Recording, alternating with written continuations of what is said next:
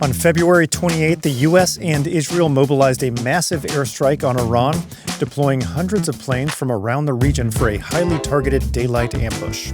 Those aircraft have created the environment by which Iran is really going to have a very difficult time preventing us from operating in their airspace wherever and however we want.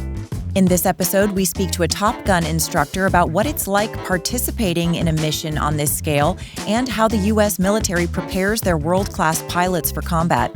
I'm Georgia Howe with Daily Wire Executive Editor John Bickley, and this is a weekend episode of Morning Wire. No, it's not your imagination. Risk and regulation are ramping up, and customers now expect tangible proof of security just to do business with you. That's why our sponsor, Vanta, is a game changer. Vanta automates your compliance process and brings compliance, risk, and customer trust together on one AI-powered platform. So whether you're just starting out and prepping for your first SOC 2 audit, or you're running a full enterprise GRC program with multiple frameworks, Vanta keeps you secure and keeps your deals moving forward. The platform handles the heavy lifting, continuous monitoring, evidence collection, all the tedious stuff that usually eats up your team's time. Companies like Ramp and Ryder spend 82% less time on audits with Vanta, which means more time to focus on what really matters: growing your business, shipping features, and delighting customers. Instead of scrambling to gather evidence or wondering if you're actually compliant, you get real-time visibility into your security posture and a clear path to staying audit-ready year-round. Why wait? Get started at vanta.com/morningwire. That's vanta.com/morningwire. Raise your hand if you've been putting off a dental cleaning, an annual checkup, or honestly, any kind of doctor's appointment. Yeah, my hand's up too. But now our sponsor Zocdoc is here to help. Zocdoc is a free app and website that helps you find and book high-quality in-network doctors so you can find someone you love. We're talking about booking in-network appointments with more than 150,000 providers across all 50 states. Whether you're looking for dermatology, dentistry, primary care, eye care, or one of the other 200-plus specialties offered on Zocdoc, you can easily search by specialty or symptom to build a care team that's right for you. View thousands of verified patient reviews to get a real sense of who your doctor is. Then check their real-time availability and book instantly. No phone tag, no waiting around. Appointments made through Zocdoc happen fast, typically within just 24 to 72 hours of booking, and you can even score same-day appointments. Stop putting off those doctor's appointments and go to Zocdoc.com/wire to find and instantly book a doctor you love today. That's ZocDoc.com/wire, Zocdoc.com/wire. Thanks, Zocdoc, for sponsoring this message. Joining us now is retired Marine Corps pilot and Top Gun instructor David Berke. David, thanks for coming on. Yeah, it's good to be here. Thank you. And just to start off, I'm embarrassed to admit this, but I didn't realize that there were fighter pilots in the Marines. How did you go from being in the Marines to a Top Gun instructor? Yeah, it's a good question. And it's something that actually is common, that there's a misunderstanding that there are fighter pilots in the Marine Corps. Naval aviation in general consists of both Navy and Marine Corps pilots, and we work really closely together. So all of foundational initial training that Marines go through is Navy training. So you might have a class that's 80% Navy, 20% Marines, and we go through all the same training. And back when I was doing this in the mid to late 90s, when I was getting my start, we were flying a lot of the same airplanes, much like we do now. And so I ended up getting selected for the Marine Corps to fly the F-18 Hornet. And it turns out that the Marine Corps had, well over a dozen F-18 squadrons, and a handful of them would deploy on Navy aircraft carriers. And I was in a squadron in the Marine Corps that was attached to a Navy carrier. So I spent 4 years as a Marine flying off Navy ships, aircraft carriers in Iraq and Afghanistan. I went to Top Gun as a student, as a Marine, and there's a relatively small percentage of Marines that get to go. And then I was invited back to be an instructor on a staff of 25 instructor pilots. They have 3 Marine pilots at the Navy's weapons school, which we call Top Gun. So I was very, very lucky as a Marine to have a career that I flew fighters for the Marine Corps, but very closely connected and integrated with the Navy. And that took me to Navy carriers, that took me to Navy Top Gun, and it took me to be an instructor at Top Gun as a Marine. Wow. So I want to ask you, given your background, about what insights you have into Operation Epic Fury, which is the mission that was just kicked off over the weekend. What do you know about this mission, and what kind of insights can you give us about what went down on Saturday? Yeah, I mean, this, Georgia, is a mission of huge magnitude. The number of sorties, the coordination with both us, our naval and air forces, Israel's air forces as well. There is a lot going on. I'm fortunate to draw on my experience. I flew combat missions off aircraft carriers, launching from the deck of a U.S. carrier, very similar to how we started this operation, in a lot of coordination with a lot of land-based assets. This is an extensive, complex, and comprehensive, very air-centric attack to start off this campaign. How does this attack compare to some things that you saw, and how does it fit into the broader context of American military history? This is a big mission. I don't want to make it sound like this is very small, but things that we've done in somewhat recent history, 2003 in Iraq, 2001 in Afghanistan, we are accustomed and well-trained to do exactly what you saw, which is hundreds of aircraft flying nonstop, 24-hour operations, long missions. We had some flights that are 18, 19 hours, originating in the United States. Those are B-2s from Whiteman flying all the way to Iran and back. And so while this is pretty significant, this is something we are familiar with, something we've been training to for a long time, and something that the U.S. military is actually really good at. Now, when you say 18 hours, is that one guy in a small plane flying for 18 hours? In this aircraft that we're talking about, the B-2, they're going to be a pilot and a co-pilot up in the aircraft, and oftentimes they'll swap that out, so you'll have more than one person in that case. But you have a relatively small crew in a relatively small aircraft flying for literally over 24 hours, 5 or 6 air refuels to get there, sometimes 5 or 6 air refuels to get home. That is a mind-blowing experience that no other country in the world can create that capability other than us in that aircraft.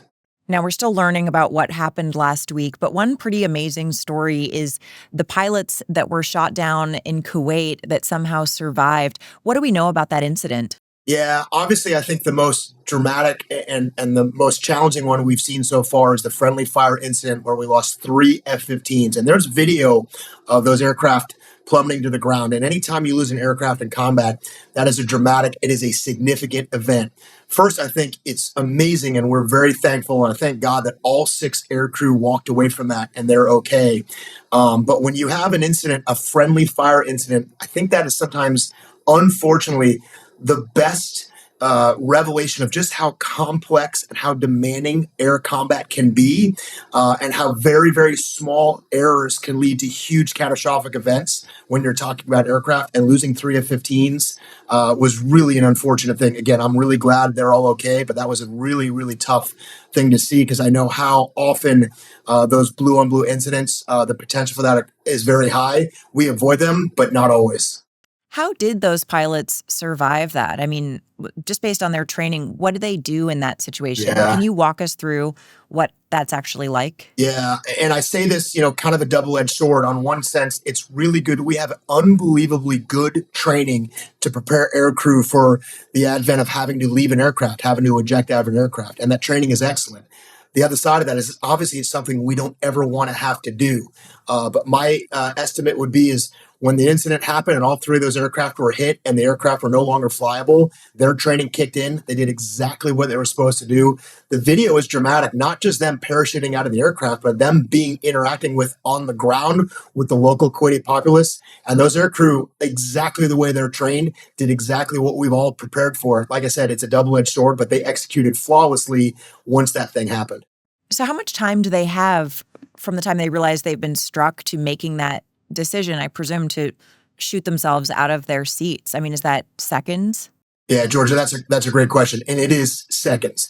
Obviously, I can't replicate in my mind exactly what that's like, but to be in a friendly aircraft over essentially, in that case, friendly territory post-mission, the likelihood in their mind that they were at risk was probably very low. So I would assume that thing cascaded out of control in a matter of seconds to the point that they're hit. The aircraft is no longer flyable. They're very low to the ground. And so that's seconds before they're pulling the ejection handle and making the decision to get out of those airplanes. That must have happened very, very quickly. Now, sorry, just to get really granular about this, if the pilot pulls the ejection thing, does that eject everyone out of the cabin together? How does that work, the pilot and the co-pilot together? Yeah, absolutely. When you have a 2-seat aircraft like the F-15E, a pilot and a Wizzo, it's very, very likely the mode that they have set is either of the pilot or the backseater, either the pilot or the Wizzo. When they eject, both air crew exit at the same time. So, what are we up against when it comes to Iran's flight capabilities? Yeah, listen, I don't ever want to say that we are in a no risk environment. War comes with risks. Aviation can be inherently risky. That said, the Iranians are going to have a really hard time putting up a robust air defense system. And that doesn't mean that our aircraft are flying with impunity. There's always risk. Manned portable air defense systems, relatively small mobile things to shoot, those always exist. But for the most part, we have done a really good job wiping out at the very beginning Iran's radar systems to find and locate us, and Iran's weapon system to shoot at us. So those aircraft have created the environment by which Iran is really going to have a very difficult time preventing us from operating in their airspace wherever and however we want. We call that air dominance, air supremacy. We control the skies. And again, the risk isn't zero. It never will be, but we have a really good handle on the situation right now. Now, something that military buffs, including my producers, were buzzing about this past week was the F-14 Tomcat jets that Iran has, which could now be destroyed. First of all, why do they have those, and why are so many people concerned about their destruction? What's the story with the F-14 Tomcat jets? Yeah, the biggest thing I think you're looking at with the F-14 being flown by Iran, I hate to say it, it's probably nostalgia. Because the F-14 represented one of the most iconic aircraft America's ever built. It was showcased in the movie Top Gun. It's a legendary Navy fighter jet. We actually sold F-14s to Iran in the 70s, and they used them. They've been able to preserve, literally for the last 40 plus years, a handful of flying F-14s. It's very unlikely, and at this point in the war, almost impossible for them to be functional. But I think what you're talking about and why the question is being asked is, it's going to be tough for any American fighter pilot to drop a bomb on an F-14 if they do find one, a silhouette on the ground. And we've done that with other American-made aircrafts. They have F-5s, F-4 Phantoms. They have a lot of older generation American fighters that they owned and bought from us in the 70s that we are single-handedly destroying. And that's going to pull on the heartstrings of naval aviators who hold those planes in high regard. Now, is this primarily a strike that's being fought by air? It's a good question. And yeah, for the most part, that is. I think what it's demonstrating is a couple things. One is the broad range of capability that aircraft can bring. We can do a lot more than just shoot down enemy aircraft. And Iran really is not in a position to defend themselves using aircraft to fight against us. So we have aircraft that can bring weapons to bear that cover the full range of, we can take down headquarters buildings. We can take down early warning radar systems. We can take down ballistic missile sites. We can attack targets underground. What aircraft are able to do, and the breadth of the U.S. Air Force, the Marine Corps, and the Navy range of aircraft can do almost anything. And so you're seeing a very, very, very heavy air-centric, to include our partner in Israel doing the exact same thing, is shaping the battlefield. All the relevant targets out there, for the most part, can be hit by aircraft. And that's how we're operating. And it's a really good way to operate. Now, last question. I have a very small amount of insight into this just through some of my family lore. My maternal grandfather was a fighter pilot in World War II. Wow. And he was actually shot down twice into the Pacific. And he didn't speak about it for many, many years because it was really traumatic. But one thing I did glean from talking to family members discussing it is that he said this is basically a job that you can only get young men to do because you'd have to be absolutely crazy to do some of these maneuvers in the air. And a lot of young men actually died in training, learning to do this. So how do you teach pilots to overcome what must be an insane amount of fear to be able to maintain presence of mind and complete a mission when you're, say, spinning in the air or under heavy fire? How do you even teach that skill? Is this something that you can teach, or is it something that some individuals just have? Yeah, well, first, I have to honor the legacy of your grandfather fighting in the Pacific, and that's a remarkable thing, something you should be proud of. I'm proud to hear that. And I would never want to correlate my experience in combat and certainly the training that we go through to somehow being the same as what they endured in the Pacific in World War II. That was an unbelievable experience. But I will tell you, his comments are right. There is a uniqueness to aviation and a uniqueness to the chaos that goes along in fighter aviation in combat.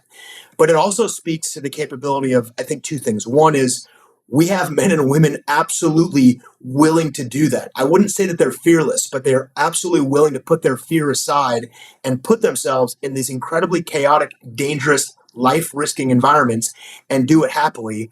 It also speaks to the ability that we have learned, definitely on the shoulders of men like your grandfather, how to teach and train this.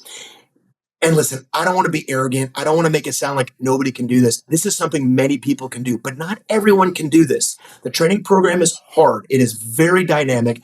There's a lot going on, not just in the flying and fighting, but also with the technology to managing systems in real time. And so what he described, there's a lot of similarities now, and we have a blend of these absolutely incredible people willing to risk their lives, but also incredibly well-trained. The Navy and the Marine Corps and the Air Force have spent decades learning how to train pilots to do exactly what they're doing. And part of the reason why this has been so successful is how well trained we are. We have the best equipment, the best training in the world, and it's built on the legacy of men like your grandfather. So we're very lucky to have that in our history. All right. Well, David, thank you so much for making time for us today. This is a pretty remarkable thing that you and your guys do out there. I'm absolutely honored to be here. Thank you so much for having me on. That was Chief Development Officer at Echelon Front, retired Marine fighter pilot and Top Gun instructor David Berke. And this has been a weekend edition of Morning Wire.